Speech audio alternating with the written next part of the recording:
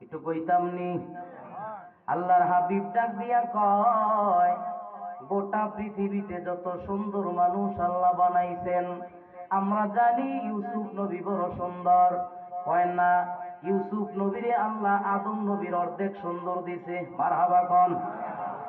যত সুন্দর পৃথিবীতে আল্লাহ বানাইছে গো, সব সুন্দর যদি একসাথে করা হয়, বানাইলো কে?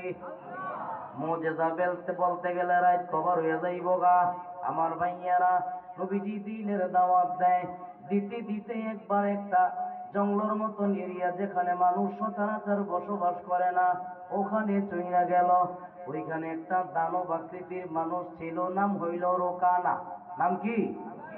রোকানা। বিরাট আকৃতির দেহের অধিকারী। এখন নবী ওইখানে ঢুকে গেছে। রোকানা ডাক দিয়া কয়, মুহাম্মদ, তুমি নাকি এক খোদার